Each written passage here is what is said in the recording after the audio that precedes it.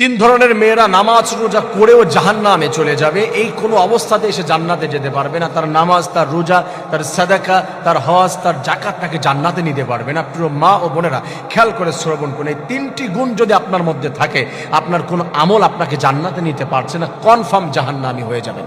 আল্লাহ রাব্বুল আলামিন জানিয়ে দিয়েছে, এক নাম্বার হলো যেই মেয়েরা স্বামীর অবাধ্য হয়ে যাবে, স্বামীর কথা মানবে না, স্বামীর কথা শুনবে না, স্বামীকে প্রায়োরিটি দিবে না, স্বামীকে খুশি করতে পারবে না, তার কোনো নামাজ, তার কোনো রোজা, তার কোনো সাদাকা, তার হজ, তার যাকাত আল্লাহ তাআলা কিছুই কবুল করবেন না। আল্লাহ তাআলা বলেছেন, হাশরের ময়দানে দাঁড়াবে, আমি রব্বুল আলামিন বলবো তোমার হাজবেন্ড তোমার ব্যাপারে কি বলে?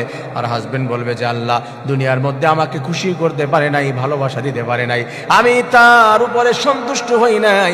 আল্লাহ বলেছে তোমার হাজবেন্ড যেহেতু তোমার প্রতি অসন্তুষ্ট, আমি আল্লাহ তাআলা তোমার প্রতি বেজার, তুমি চাও জাহান্নামে চলে যাও। আমার প্রিয় মা ও বোনেরা, হাজবেন্ডকে আপনার ভালোবাসা দিতে হবে, তাকে খুশি করতে হবেই। আল্লাহ রাসূলের পরে স্থান রয়েছে আপনার হাজবেন্ডের। আপনি যদি তাকে খুশি করতে না পারেন, জান্নাতে যেতে পারবেন না। সেকেন্ড লেভেলে রয়েছে এই সমস্ত মেয়েরা, রাসূল কারীম সাল্লাল্লাহু আলাইহি ওয়াসাল্লাম জানিয়ে দিয়েছে যে মেয়েরা বেপরদায় চলে, সৌন্দর্য আবৃত্তি করে না, তারা ড্রেস আপ করার পরেও সৌন্দর্য তাদের খোলা মেলা দিয়ে ঘুরে বেড়ায়। রাসূল বলে দিয়েছেন, নিসাউন আরিয়াতুন কাসিয়াতুন মাইলাতুন মুমিলাত। ড্রেস আপ করার পরেও যেই মেয়েদের সৌন্দর্য খোলা থাকে, আমি এক্সপ্লেইন করছি না, বোঝানোর জন্য, আপনারা তো ভালোই বুঝবেন যে ড্রেস আপ করার পরেও এমন এমন জায়গা বের করে রেখেছে যার জন্য একটা পুরুষ মানুষের দেখে ভালো লাগে। লা ইয়াজিদনাল জান্নাতা রিহাহা, আল্লাহ রাসূল সাল্লাল্লাহু আলাইহি সাল্লাম বলে দিলেন, জান্নাতে তো যাবে না, বরঞ্চ জান্নাতের সুঘ্রাণ পর্যন্ত তারা নাকে নিতে পারবে না। যদিও জান্নাতের সুঘ্রাণ, জান্নাতের নিয়ামত হাজার বছরের রাস্তা থেকে, দূর থেকে পাওয়া যাবে, দেখা যাবে, তারা এটাও পাবে না। নাউযুবিল্লাহি মিন যালিক, এই মেয়েরা জাহান্নামী হয়ে যাবে। তিন নম্বরে হচ্ছে এই সমস্ত মেয়েরা, রাসূল কারীম সাল্লাল্লাহু আলাইহি ওয়াসাল্লাম জানিয়ে দিয়েছেন, যারা পরনিন্দা করে, মানুষের নামে গীবত করে, মেয়েদের ভিতরে এই গুণটা একটু বেশি থাকে। আরেকজনের একটা ভুল দেখলে ওটা শুধু খুঁচায় উঠায়, আরেকজনের কাছে বলে, দোষ চর্চা করার চেষ্টা করে।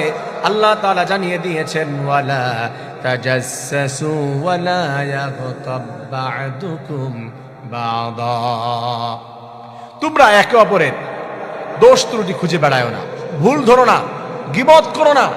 আল্লাহ তাআলা বলছেন তার হাবিবের মাধ্যমে, আয-যিনাতু আল গীবাতু আশাদ্দু মিনাজ যিনা, গীবত জিনার থেকেও ভয়ঙ্কর, পরকীয়া করা, জিনা করা তার থেকেও ভয়ঙ্কর হচ্ছে গীবত করা। আমল নিঃশেষ করে দেয়, শুকনা কাঠ যেমন করে নিঃশেষ হয়ে যায়। যার নামে আপনি গীবত করেছেন, তার সমস্ত অপরাধ আপনার ঘাড়ে আসবে, আপনার সমস্ত আমল তার আমল নামায় চলে যাবে। এজন্য যেই ব্যক্তি গীবত করে মারা যাবে, হাশরের ময়দানে উঠবে শূন্য, হাশরের ময়দানে কোটি কোটি অপরাধ নিয়ে উঠবে। আল্লাহ তাআলা বলবেন, কেন আজকে তোমার অপরাধ এত, তুমি কি বুঝতে পারো না? ইয়া রাব্বাল আলামিন না। আল্লাহ বলবেন, তুমি গীবত করেছিলে, আমি ট্রান্সফার করে দিয়েছিলাম, আমি চেঞ্জ করে দিয়েছিলাম, তার বদ আমলগুলি তোমার ঘাড়ে, তোমার নেক আমলগুলি তার আমল নামায় দিয়ে দিয়েছি, আজকে যাও তুমি আমার জাহান্নামে চলে যাও। আমার মা ও বোনেরা, এই তিনটি অপরাধ থেকে দূরে যদি আপনি থাকতে পারেন, আল্লাহ তাআলা জান্নাত দান করে দিবে।